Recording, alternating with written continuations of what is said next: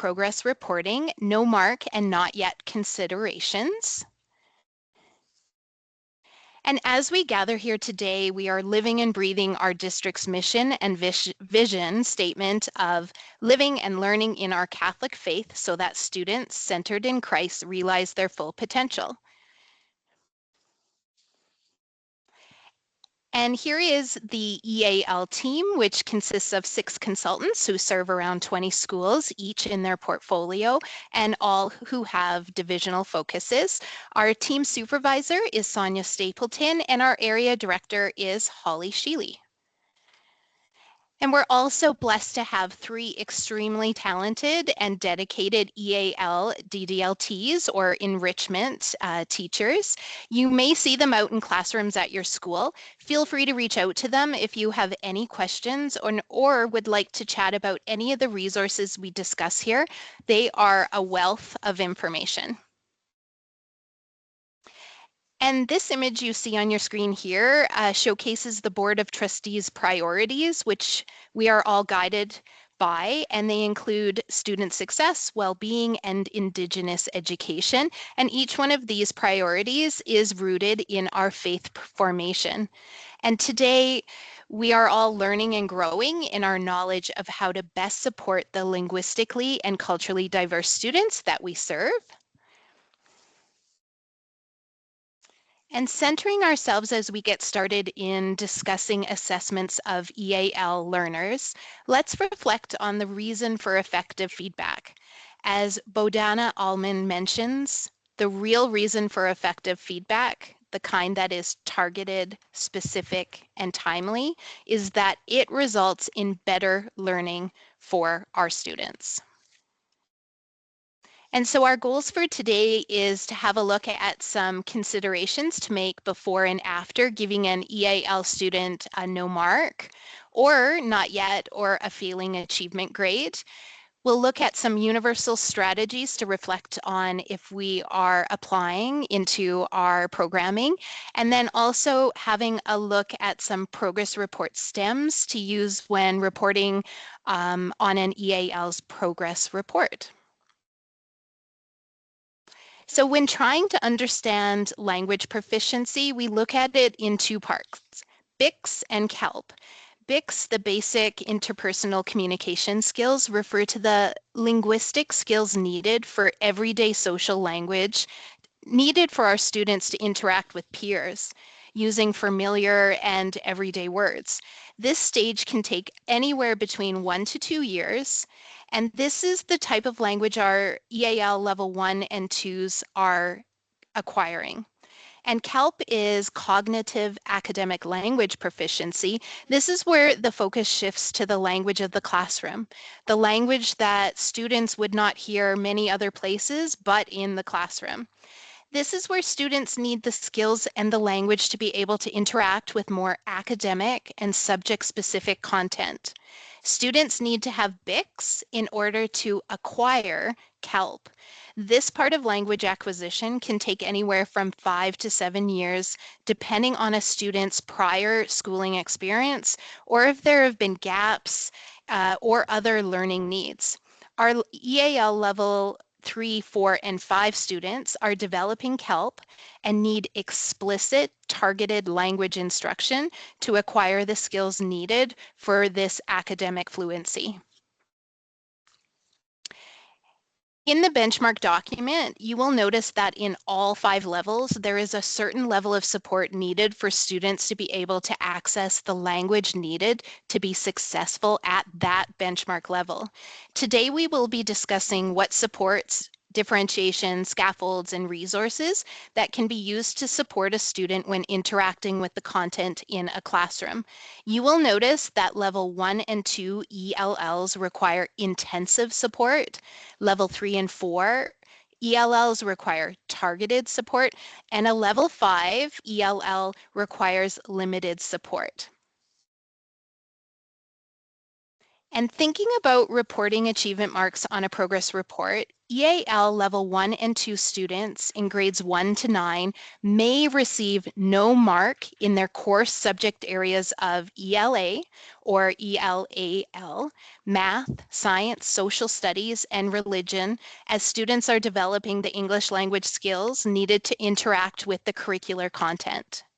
In the other subject areas, options or phys ed, EAL level 1 or 2 students may receive marks as the content can be differentiated and scaffolded so that with intensive support, teachers are able to assign an achievement mark.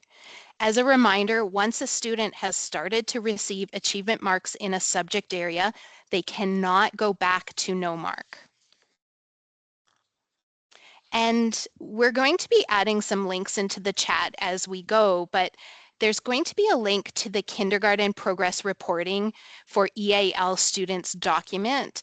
And a question that arises when a kindergarten student is coded 301, meaning they are foreign born, and they're a level 1 or 2. And the question is, should I use that star or no mark to report student progress in ELAL and other subjects? And the answer is no. All learners should receive a mark of a 1 or 2 on their progress report unless the concept has not been taught this term or the child was not able to engage with the outcome in any way. An indicator of 1 states that the student requires additional practice to meet the outcome and is likely an accurate representation of a student who is EAL level 1 or 2. Kindergarten comments are where teachers should focus on addressing the child's progress as an EAL learner. And this quote speaks to keeping the rigor high for our students. With intentional and targeted scaffolds and differentiation, we are able to maintain the challenge by providing accessibility to it. We are lowering the barriers, not the bar. We simply do not want our ELLs to leave us with social language that will just get them through life. We want them to leave with the academic language needed to interact in all types of situations. We'll now take a few minutes to reflect on questions to consider before giving an ELL not yet in their achievement. Specifically, this may pertain to level 3 EAL students who are moving from having no mark reported on their progress report to now having achievement marks reported. So start off by thinking about, do you know your student's story? What did the student's journey look like? Their history in school? How long have they been in Canada? And what other additional languages do they speak? So we're going to begin with considering some universal strategies that can make the language we use to teach in our content areas more accessible to all learners. As we are reflecting on our practice, let's consider if I am accessing students' prior knowledge on the content I am presenting. At the beginning of a unit or lesson, plan an activity that will help you formatively assess what a student's background knowledge and vocabulary on a subject is. If you notice that a student is lacking the background knowledge or vocabulary that is needed to access the content, front load some of that vocabulary in those first few lessons. This is a great time to encourage students to use their home language to make connections between what they know and what they're learning. Many of our students are coming to us with a wealth of lived experience and or academic experience. Taking a few moments before diving right into a unit gives students the opportunity to bring forth the related information and experiences they have had with the topic. You may start with a sort that you can see in the T-chart on the screen. And when starting a unit about sports, you could ask students to sort pictures of sports into summer and winter. A lot can be learned as you watch students sort and interact with the picture cards. A KWL chart is also a great graphic organizer where students can, in collaboration with others, write what they know about a topic, what they want to learn more about, and then what they learned by the end of the unit. And again, this can incorporate home language. An alpha box or creating a vocabulary web can also be used to record brainstormed vocabulary that students bring forth, which then can be pointed out during the unit for reference and for students to use. We can also reflect on whether or not I am providing multiple points of access to the language being used in the content. Did students only read an article or read from their textbook, or did I make learning visible by showing a video, searching up some images, bringing in other forms of text? Could students draw and label? Did I present information as an infographic? Did I allow students to use their home language to make connections to their past learning? Or did I lower the reading comprehension level of a text by running it through some of the many AI programs that we have available to us? Now, the words we use and teach every day in the classroom are divided into 3 tiers. Tier 1 words are those which are foundational words.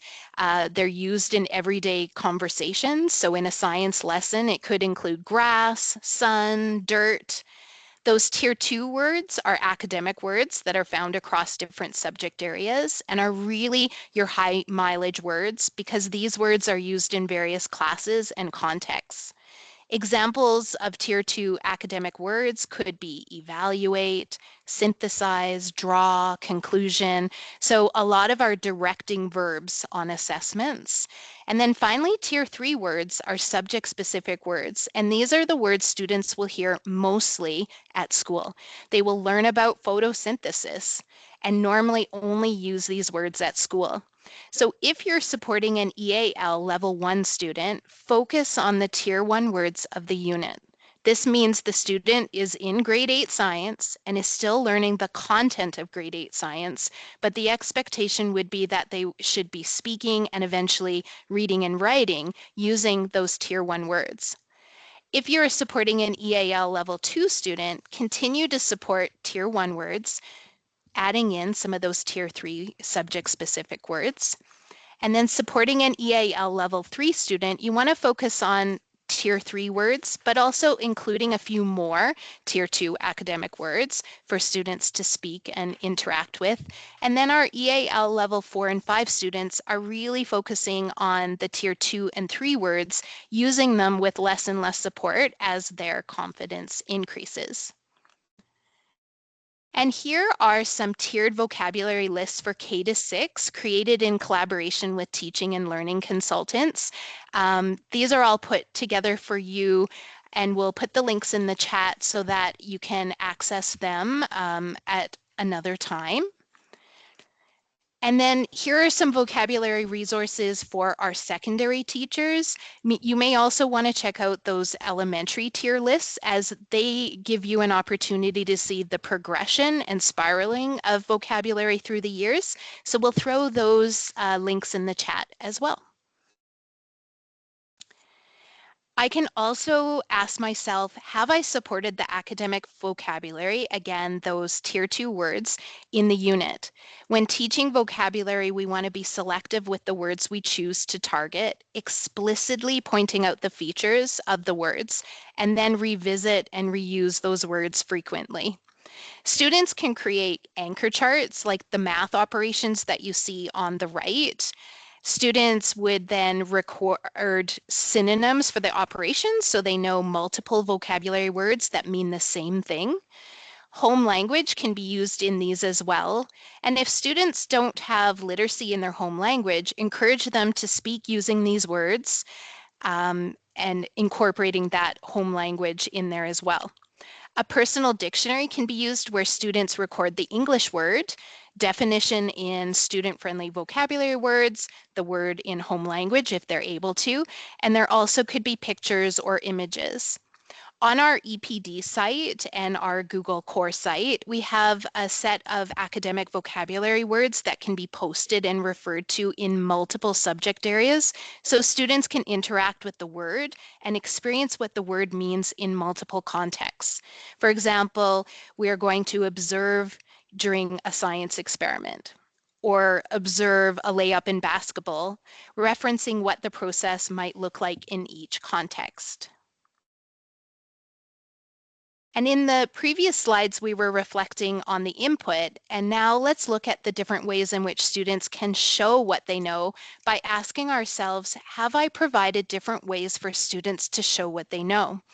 Is everyone in the class writing the same assessment? Or have I supported opportunities that remove some of the language load in the assessment?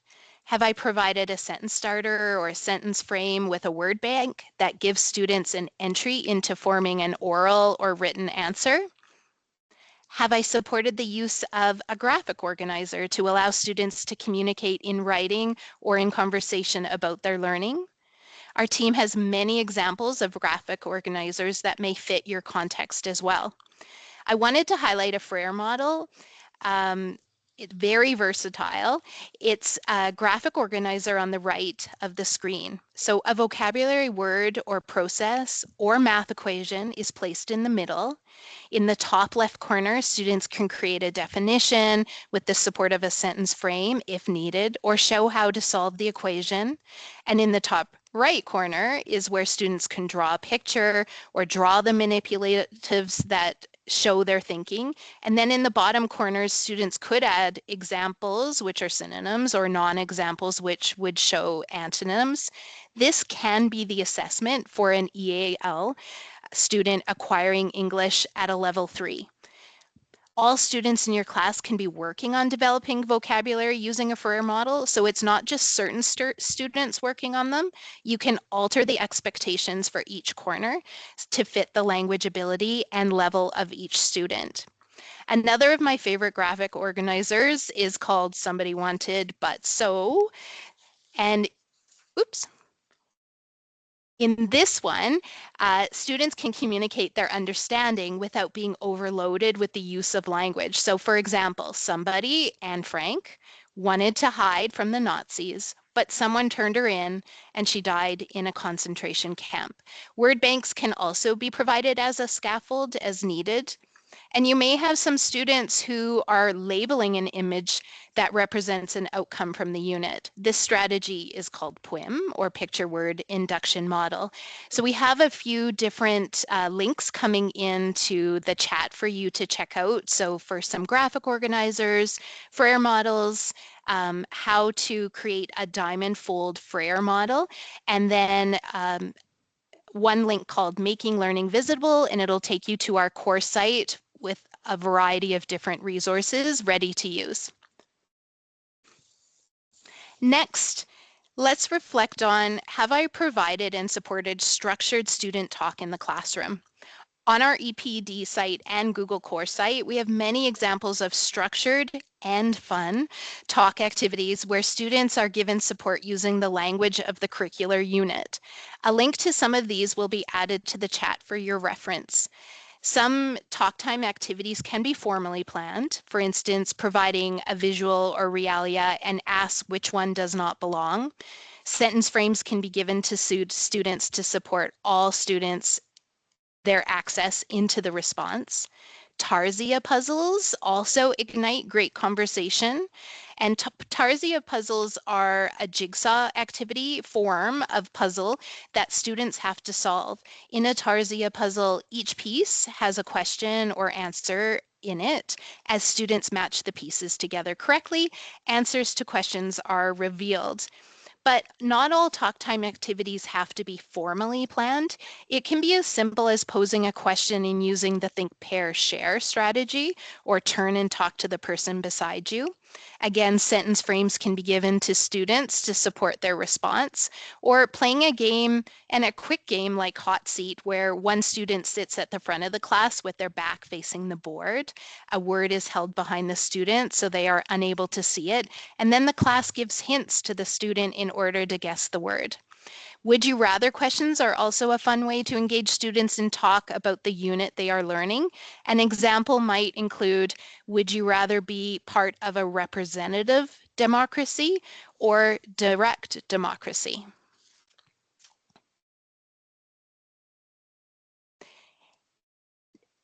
The school resource team has a wealth of knowledge and strategies that you can access. So if you have been trying out some of these different strategies and you're not seeing the progression that you would like, remember that you have a whole team of teachers at your school that are there and available to offer advice or even just to talk through the student's learning profile. And if we have differentiated the input as well as the output for students, and with all of this support, you are still not seeing progress, a not yet is warranted, as this will support a request for support through learning services where additional learning needs can be queried. Also, if an EAL level 1 and 2 student has not received marks for more than 3 years, this would be a good opportunity to present this student at your SRT process as well. Now, strategies and resources we have discussed today can be found on our EPD site or just going directly to those links in the chat. There are also good examples within the document working with young children who are learning English as a new language, or the Supporting English Language Learners site. The Instructional Media and Learning Commons EPD site has lots of great info for how to find different resources, digital and in print. And also the consultants in teaching and learning also have lots of strategies and resources to help students. And so we're going to throw a whole bunch of links to those places in the chat as well. And then this supporting document that you see on your screen is a great resource. It's a one-pager called the Comprehensible Output Sheet, where you use one for your entire class, and you will add the names of all level ones in the class under the level 1 section, all level 2s in the level 2 column, and so on and so on. And then underneath the students' names, it will list what is reasonable to expect as output from students at each of these benchmark levels. And so we have a link coming in the chat for you there. And then when reporting on the progress of all English language learners, teachers need to comment on both content and language outcomes. In addition, comments should state that the student is an English as an additional language learner, and additional information is being recorded and shared through the CSSD EAL benchmarks. And where possible, this information should be included in a general area on the progress report, such as work habits. Now, these are sentence frame stems that have been shared with schools to help support a progress report comment that informs the student's learning team that the student will receive no mark as the student is developing their English language skills, while also reporting what the student has been working on, the type of support, and what are the next steps. So for example, this student has been assigned no mark as they are developing their English language skills. This term, we have been learning about the interactions within a wetland ecosystem. With intensive support, this student is able to use subject-specific words to label the water cycle. With continued support, the student will speak using the targeted vocabulary in partner activities. And so we will include a link to these comments in the chat. And there's also some comments similar to level 1 and level 2.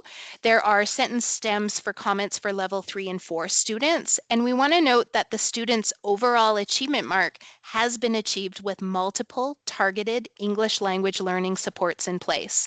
And then continuing on with the progress report process of reporting what the student is learning, what they're able to do, and what they will be working on next. And then lastly, level 5 students might not require consistent scaffolding of instruction, but rather occasional supports as needed. However, teachers need to identify that the student is EAL and can use the following guidelines when specific language supports have been provided. The student's overall mark has been achieved with limited English language learning supports in place, and then continuing on with that 3-part process when reporting. And as we close, let's think about this quote. Fair isn't everyone getting the same thing. Fair is everybody getting what they need in order to be successful.